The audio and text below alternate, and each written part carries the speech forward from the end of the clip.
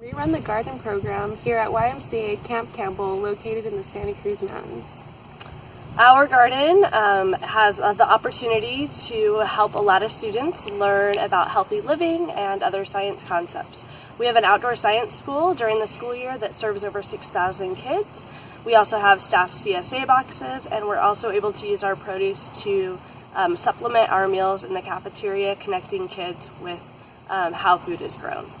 This is the main entrance to our garden. This is where students come to gather and hear guidelines before going in and doing exploration in the garden. We also have a kiosk that helps give information to anyone who's visiting our camp that might want to know more about the garden and what's in season and who has helped support us. We have 26 raised beds in our garden that have a mixture of perennial and annual plants.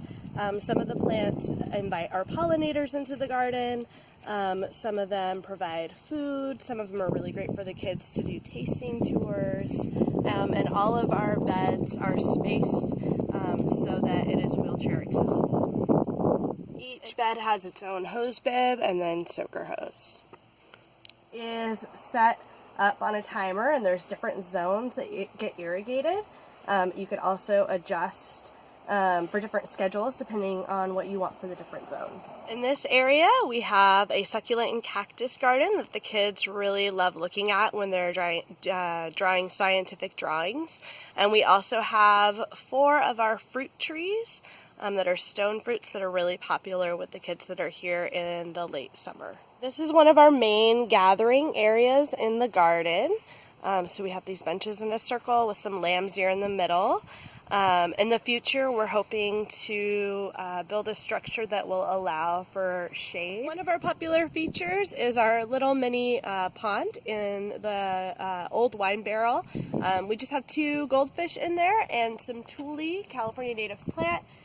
It's one of the students' favorites, and we often have fun native birds that are attracted to the garden that the kids get to see at this spot.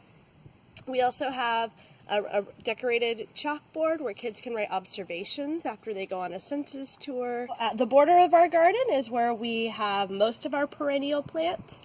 We try to plant natives and other plants that have beneficial that attract beneficial insects and pollinators. In our healthy living garden, we also manage all of our plant-based compost waste, and students have an opportunity to come out to the compost area and learn about how matter cycles and environmental stewardship while witnessing decomposition firsthand. So sometimes they get to guess how hot the compost is and just share their observations. And they also sometimes help with sifting the finished compost. While flies can be awesome decomposers with our compost, we don't want them all over camp, and so we have this organic based fly trap that attracts the flies with a bad smelling odor, and then it traps them inside. We also set up a station that allows our students to look at the compost under the microscope. We also have a worm bin where we primarily feed the worms leftover lettuce scraps and paper. Completed our cob oven with lots of participants' help.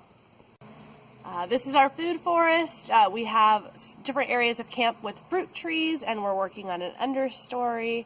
Most of the trees are apples and pears.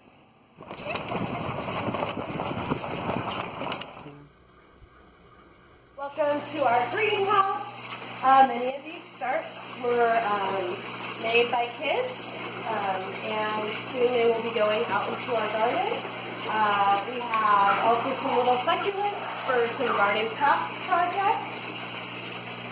And finally, we also have a small aquaponics system where we can teach about alternative styles of growing food and also how matter cycles. Thank you for watching our video. We look forward to watching your school garden videos too.